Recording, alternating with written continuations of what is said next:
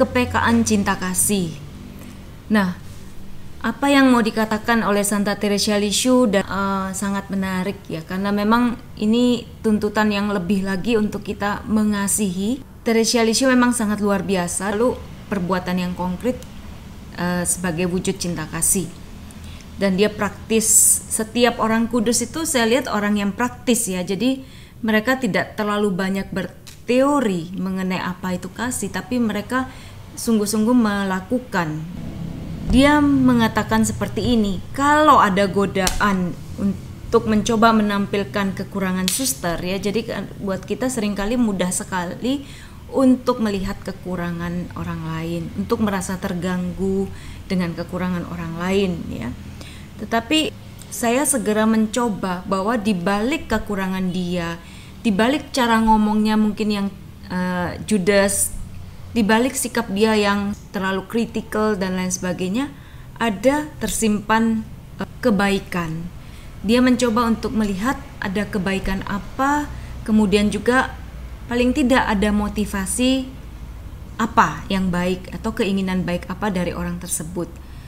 Misalnya saja ya, saya bilang kalau kita mendapatkan suatu kritikan, kita coba untuk melihat apa sih di balik itu motivasi dia, dicoba untuk melihat yang baik. Umumnya kita lebih mudah melihat bahwa dasar memang dia ingin menjatuhkan. Teresa Lisieux mau tunjukkan ya, saya berkata pada diriku bahwa bila saya melihat dia jatuh satu kali, mungkin sekali dia sudah beberapa kali menang. Artinya misalnya di dalam sel kita melihat ada teman kita yang marah, tersinggung sekali karena suatu perkataan yang sangat netral ya, yang umumnya tidak harus membuat dia bereaksi secara berlebihan seperti itu.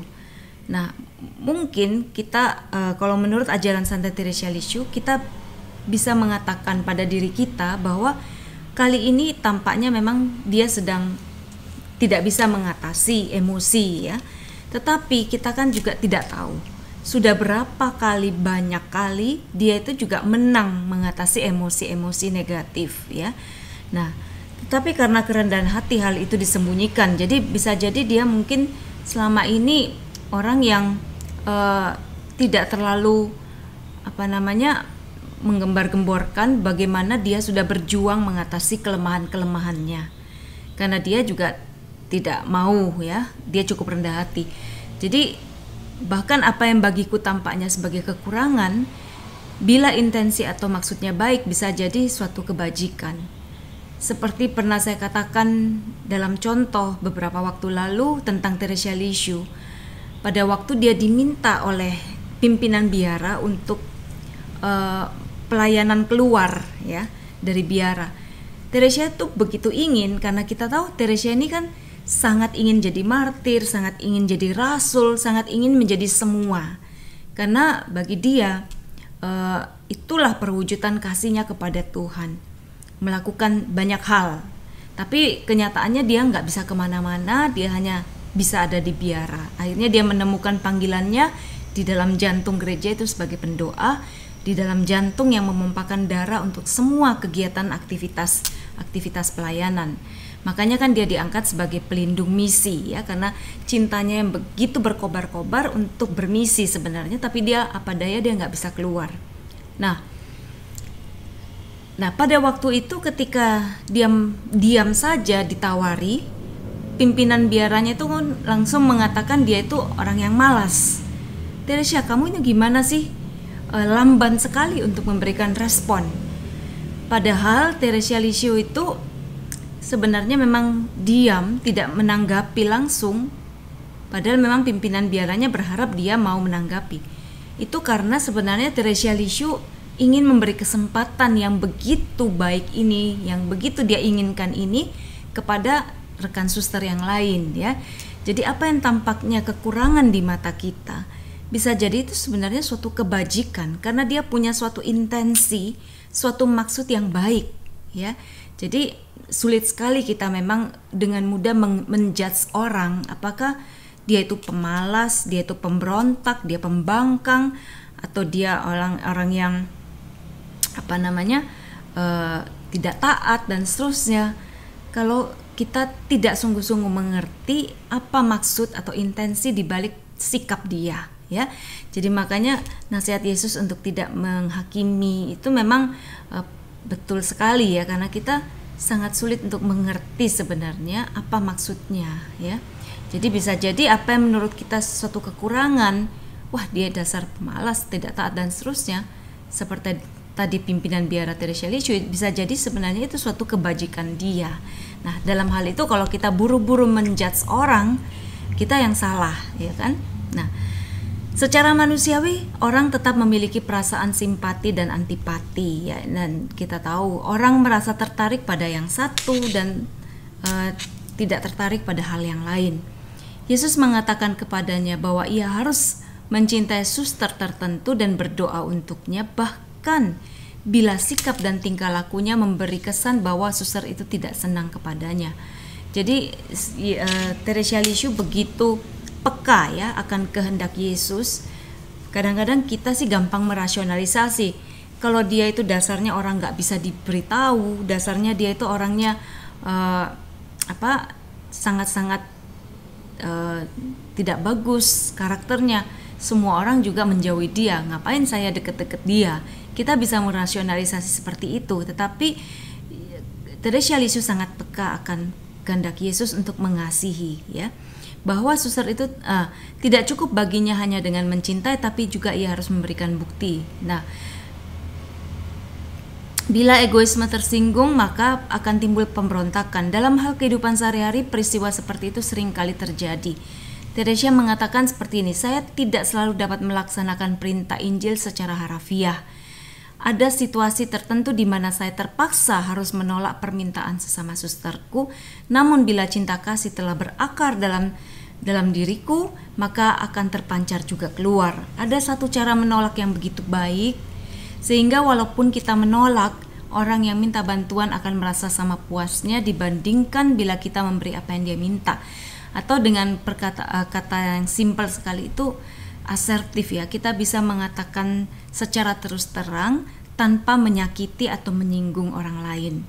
Nah, ini juga yang masih perlu kita belajar banyak juga di dalam komunitas, bagaimana kita menegur dengan kasih ya. Bagaimana kita menyampaikan hal yang mungkin menolak permintaan dia,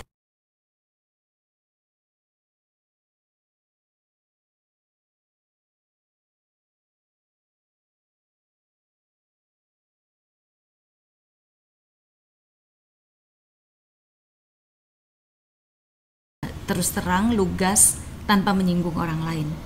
Nah, suatu kenyataan yang sering kali terjadi ialah bila seseorang selalu rela menolong, ia akan sering kali dimintai tolong oleh orang lain, atau sering kali mungkin kita katakan dimanfaatkan ya. Teresia menanggapinya dengan berkata bahwa ia hendaknya tidak menjauhkan diri karena takut disuruh melakukan berbagai macam pekerjaan atau takut direpotkan. Kadang-kadang di dalam pertemuan kita mengatakan, mendingan saya nggak usah usul apa-apa, karena kalau saya usul berarti nanti saya juga yang mengerjakan. Nah, hal seperti ini tidak dihindari oleh Teresia, karena bagi Teresia ya itu adalah juga panggilan dia untuk melakukan apa yang dia bisa. Bila kita menolong seseorang, janganlah dengan bersikap pura-pura ya, atau dengan harapan bahwa orang yang kita tolong itu juga menolong kita. Ya, Teresia Lisieux kita tahu dari sejak awal itu dia sangat murni mengasihi Tuhan itu tanpa pamrih, demikian juga di dalam menolong sesama. Ia dijiwai oleh sabda Tuhan yang menyuruh kita untuk meminjamkan tanpa mengharapkan kembali karena upah kita besar di surga. Jadi memang betul-betul dia sangat tulus. Nah, ini memang perlu perjuangan dari kita untuk belajar seperti itu. Nah, uraian Teresia tentang cinta kasih menunjukkan pengamatan yang tajam dan penuh dengan pernyataan psikologis yang mendalam yang sangat berguna untuk kehidupan dalam komunitas. Kalau komunitas religius itu mau menjadi firdaus di dunia, maka kasih persaudaraanlah yang merupakan ratu segala kebajikan dan dasar dari segala persatuan. Harus benar-benar menjiwai kehidupan kita. Ya, kita juga hidup dalam komunitas, mengembangkan kasih persaudaraan itu memang kita harus perjuangkan ya. Tidak otomatis kita bisa menyukai semua orang, tidak otomatis kita bisa mengatasi rasa antipati yang secara alamiah mungkin ada dalam diri kita ya, tapi itu semua perlu perjuangan. Di belakang kita akan lihat bahwa Teresia Lisieux pun mengalami perjuangan seperti yang juga minggu lalu kita dengar. Kita lihat bahwa Teresia Lisieux mengalami perjuangan, tapi dia berusaha untuk mengatasi. Dan ketika kita berusaha untuk mengatasi, kita berjuang untuk itu, maka rahmat Tuhan itu akan diberikan kepada kita, sehingga lambat pelan-pelan kita tidak akan lagi merasa itu sebagai suatu perjuangan yang terlalu berat, ya. Nah, sehingga komunitas kita bisa menjadi komunitas yang sehati sejiwa dalam Tuhan. Nah, sehingga orang lain juga bisa mengatakan, wah, lihatlah betapa yang mereka lakukan itu sungguh-sungguh dijiwai oleh kasih. Seperti jemaat perdana, sehingga orang-orang itu bertambah yang mengikuti komunitas jemaat pertama, para rasul, ya. Seperti itu. Teresia itu begitu lemah lembut, ya, tidak pernah mengeluh, sehingga beberapa orang suster menyalahgunakan kebaikannya. Kita lihat di sini bahwa kadang-kadang memang ada kekhawatiran dari kita juga bahwa kebaikan kita itu bisa disalahgunakan oleh orang lain. Nah, tapi Teresia tidak pernah menjadi mundur dalam hal melakukan kebajikan, walaupun dia tahu kadang-kadang dia bisa dimanfaatkan dengan disuruh ini itu, ya. Mereka sering meminta tolong Teresia sehingga ia mempunyai beban pekerjaan yang lebih banyak daripada orang lain. Tapi Teresia mengatakan, janganlah menolak siapapun, walaupun itu berarti engkau harus berkorban banyak. Bila orang meminta sesuatu kepadamu, ingatlah bahwa Yesus sendiri yang memintanya daripadamu. Wah, ini juga lebih berat lagi, bahwa kalau orang lain minta pada kita, seperti Injil juga mengatakan, kalau orang minta jubahmu, beri juga mantolmu. Kalau orang ngajak kamu jalan 1 mil, berjalanlah bersama 2 mil. Itu yang sudah pernah kita bahas. Jadi lebih gampang memang memberikan kalau apa yang kita bisa berikan, yang kita mau berikan. Tapi memberikan apa yang orang lain minta itu memang tidak mudah. Karena apa yang mereka minta kadang-kadang kita nggak bisa beri, kadang-kadang kita juga masih suka. Ya, jadi ini suatu penyangkalan diri yang lebih tinggi lagi. Nah, bila engkau sadar bahwa Yesus yang memintanya kepadamu, bukankah engkau akan melakukannya dengan senang hati, ya? Dan Teresia selalu berpikir bahwa Yesus itu ada di dalam diri orang lain. Makanya ketika orang lain meminta sesuatu kepadanya, dia melihat bahwa itu seperti Yesus sendiri yang meminta kepada dia.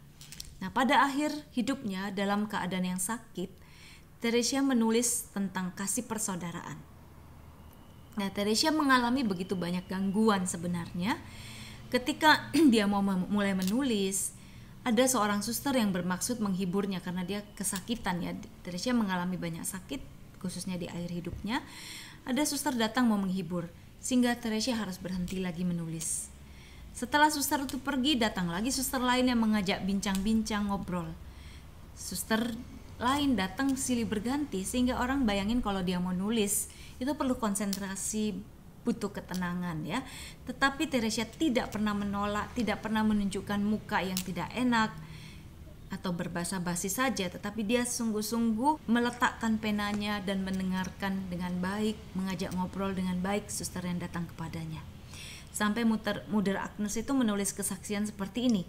Ketika dia sudah sangat sakit, ia menulis naskahnya di kebun, dan saya melihat bahwa setiap saat dia diganggu oleh para suster yang lain, dia tidak menjadi kurang sabar, dia tidak menjadi gusar, ya, atau minta supaya jangan diganggu, melainkan tiap kali dia meletakkan penanya, menutup bukunya sambil dia tersenyum, ya. Saya bertanya kepadanya, bagaimana mungkin dalam keadaan seperti itu, kamu lagi sakit, harus menulis, kamu tetap bisa bersikap baik kepada orang-orang itu yang datang kepadamu? Dia menjawab, saya kan sedang menulis kasih persaudaraan. Nah, maka sekarang ini adalah waktunya untuk melatih kasih persaudaraan itu. Oh, Mother, kasih persaudaraan adalah segala-galanya di dunia ini. Kita mengasihi Allah sejauh kita melaksanakan kasih persaudaraan yang sejati, ya, sebagaimana Allah katakan, kasihlah Tuhan Allahmu dan sesamamu, ya. Dengan melatih kasih persaudaraan kita juga sedang mengasihi Allah. Memang Teresia telah mengatakan kebenaran ketika ia menulis dalam riwayat hidupnya. Allah telah memberikan kepadaku rahmat untuk menyelami kedalaman yang penuh rahasia dan cinta kasih. Dan seandainya saya mampu mengungkapkan apa yang saya mengerti, maka Anda akan mendengarkan melodi surgawi. Jadi sungguh-sungguh apa yang dia ajarkan itu memberikan suatu hal yang indah di dalam jiwanya. Jadi kalau kita yang menganggap tindakan Teresia, ajaran Teresia itu terlalu berat, cobalah untuk memahami, melakukannya pelan-pelan, meminta rahmat, karena itu sesungguhnya yang memberikan ketenangan, ya kebahagiaan, karena itu perintah Tuhan sendiri. Nah, bagi gereja, Teresia telah mewujudkan suatu kekudusan besar melalui hal kecil, hal biasa. Ini artinya kita semua, siapapun kita, itu bisa melakukannya. Karena apa? Tidak ada hal yang istimewa, tidak ada karya-karya besar bahwa harus mengajar berkeliling dunia, tidak harus bernubuat, tidak harus mengusir setan, tidak harus menyembuhkan orang sakit untuk kita bisa menjadi kudus. Ajaran gereja tidak seperti itu, bukan dengan karya yang besar, tetapi melakukan hal-hal yang kecil setiap hari. Ini yang perlu kita pegang dulu. Di keluarga, di tempat kerja, di komunitas, ya. Nah, ia telah mewujudkan sikap heroik dalam perkara kecil.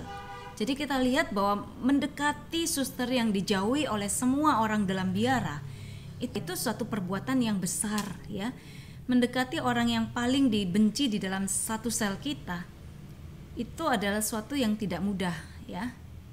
Apalagi kita nggak ada kewajiban untuk itu. Lain kalau misalnya mertua mau nggak mau, karena kita kepepet terpaksa ya harus berrekonsiliasi dengan dia. Tapi dalam sel mungkin tidak ada paksaan, ya. Tetapi ketika kita melakukan, itu adalah pekerjaan heroik, ya. Melakukan hal-hal yang biasa dengan cinta yang besar, hal biasa dengan cara yang luar biasa, ya. Segala perbuatannya dijiwai dengan kasih yang besar. Inilah resepnya untuk menjadi kudus, Santa Teresia. Lakukan semua dengan cinta yang besar. Santa Teresia termasuk dalam kategori orang kudus yang patut dikagumi, sekaligus juga bisa diteladani oleh semua orang. Jadi kalau tadi Pak Markus, Pak Petrus mengatakan bukan ajaran saya tapi ajaran Teresia Lisieux, ini berat, iya memang, tetapi dengan rahmat Tuhan kita bisa lakukan. Kita nggak dituntut untuk pergi ke luar negeri, ya, untuk menjadi pewarta. Kita tidak dituntut untuk menjadi penyembuh, kita nggak dituntut seperti mendirikan biara atau sekolah baru kita bisa menjadi orang hebat atau kudus di mata Tuhan. Tetapi kita hanya diminta untuk melakukan tugas kita setiap hari di keluarga, di kerjaan, di komunitas dengan cara-cara yang penuh cinta, dengan hal-hal yang seperti Teresia Lisieux ajarkan, ya. Nah, tentu saja hal ini bukan mudah, tapi bisa dilakukan kalau kita mau mencoba, dan Tuhan akan memberi rahmat. Seperti tadi Teresia Lisieux katakan, setelah dia mencoba melakukan, akhirnya rahmat Tuhan diberikan, dia nggak lagi merasa berat setelah itu. Nah, dengan demikian setiap orang dapat mencapai kekudusan. Itulah sebabnya gereja telah mengangkat Teresia Lisieux sebagai pujangga gereja. Karena apa? Ajarannya itu berlaku dan bisa dilakukan oleh semua orang. Nah, melalui Teresia Allah menunjukkan kebesarannya dalam hal sangat biasa. Teresia telah menemukan pula dalam diri Bunda Maria teladan kesucian dalam kehidupan sehari-hari yang biasa. Jadi Bunda Maria kita lihat adalah seorang ibu yang rumah tangga yang biasa. Dia tidak punya suatu mukjizat apapun dilakukan. Dia tidak pernah berbahasa roh, tidak pernah bernubuat, tidak pernah kita dengar dia menyembuhkan orang. Dia adalah orang yang sangat biasa. Tetapi dia punya kesucian yang begitu besar, ya. Dan dia adalah orang yang makhluk yang paling mulia, paling kudus di antara semua ciptaan, dan melebihi semua rasul bahkan malaikat. Tapi kehidupannya di dunia sangat biasa. Demikian biasanya sehingga orang-orang di sekitarnya juga tidak menyangka bahwa wanita sederhana itu adalah Bunda Allah. Nah, inilah yang menjadi latar belakang kita bisa mengatakan bahwa jalan kecil Teresia benar-benar merupakan jalan Injili yang sangat mendalam, sebagaimana yang ditunjukkan juga oleh Bunda Maria. Jalan Injili seperti yang diajarkan oleh Tuhan Yesus sendiri, ya. Jadi Yesus sendiri walaupun dalam pelayanannya itu melakukan begitu banyak mukjizat, menyembuhkan, mengusir orang sakit, membangkitkan orang mati, demikian juga para rasul, tetapi kita lihat juga bahwa Bunda Maria dengan diangkat sebagai Bunda Gereja, dia juga menjadi teladan sebagaimana orang biasa yang mencapai kekudusan yang begitu tinggi. Dan Teresia itu bisa menangkap hal ini dengan intuisi dan karunia Roh Kudus. Dia bisa memahami kebesaran dan keluhuran dari perkara kecil. Ini penting sekali, ya. bahwa dalam perkara kecil itu tersembunyi suatu kekudusan yang sangat besar kalau kita lakukannya dengan sepenuh hati, dengan sungguh-sungguh mau bertumbuh di dalam kasih. Nah, Teresia tetap ingin tinggal dalam bilangan orang kecil. Dia ingin tetap menjadi kecil, ya. Panggilannya ialah untuk membangkitkan dalam dunia dan gereja suatu laskar jiwa-jiwa kecil yang benar-benar merindukan kesucian, yaitu kita semua sebenarnya, ya. Melalui karisma yang diterimanya, Teresia mampu menyajikan jalan kesempurnaan dengan cara yang simpatik, sederhana, dan bisa menguduskan semua orang lewat peristiwa kecil. Oleh sebab itu, jalannya disebut jalan kecil, ya. Dengan mengelarkan dia sebagai orang kudus dan lebih-lebih dengan mengangkatnya sebagai pujangga gereja dan dia juga sebagai doktor, berarti gereja memberikan suatu peneguhan dan dukungan resmi kepada ajaran Teresia Lisieux. Jadi kalau kita katakan, saya nggak mau, jalan Lisieux ini aneh dan kayaknya terlalu berlebih-lebihan, terlalu dibuat-buat, mungkin kita harus berpikir lagi, karena ini sebenarnya ajaran yang sudah diakui oleh gereja, ya, sebagai jalan Injili. Seperti itu, yang bisa menjadi jalan yang kita ikuti untuk kita bisa menjadi kudus, seperti itu. Nah, Tuhan menciptakan alam semesta tak terbatas, dia juga menciptakan binatang, tanaman, dan lain sebagainya. Dia juga telah menciptakan keindahan yang luar biasa dalam hal-hal kecil. Kesetiaan pada perkara yang kecil dalam rutinitas hidup sehari-hari, itulah yang merupakan kesetiaan yang membawa kita sampai pada suatu heroisme, merupakan jalan kepada kesucian. Inilah model baru kesucian yang ditawarkan oleh gereja kepada kita, khususnya ketika menggelarkan Santa Teresia itu sebagai pujangga gereja. Kesetiaan pada perkara kecil ini sungguh-sungguh hal yang besar, ya, dan tidak mudah. Layani orang tua yang sakit, yang cerewet, yang mungkin sudah tidak dengar, ya, yang tidak bisa apa-apa lagi. Itu dan kita lakukan setiap hari. Ada yang mungkin orang tuanya tinggal serumah, ya, dilakukan tiap hari. Ini adalah jalan yang heroik besar untuk menjadi kudus. Lebih mudah untuk kita sekali aja ngajar, sekali aja baksos, bakti sosial ke panti asuhan daripada menjaga orang tua sendiri seperti itu, atau menjaga saudara sendiri. Orang tua mungkin masih ada tanggung jawab, kalau saudara, tante, om, itu mungkin juga suatu heroisme yang lebih besar lagi, ya. Nah, hal ini juga menuntut penyangkalan diri yang besar. Heroisme dalam perkara kecil ini pada dasarnya bukan lain daripada kembali pada semangat Injil yang diajarkan oleh Yesus sendiri. Kesetiaan dalam perkara kecil, kalau kita baca dalam Lukas 16 ayat 10, Yesus mengatakan, barang siapa yang tidak bisa dipercaya dalam hal kecil, ya dia nggak bisa juga dipercaya dalam hal-hal besar. Ini juga menunjukkan bahwa betapa pentingnya kita setia dalam hal-hal kecil yang merupakan tanggung jawab kita setiap hari. Seperti itu.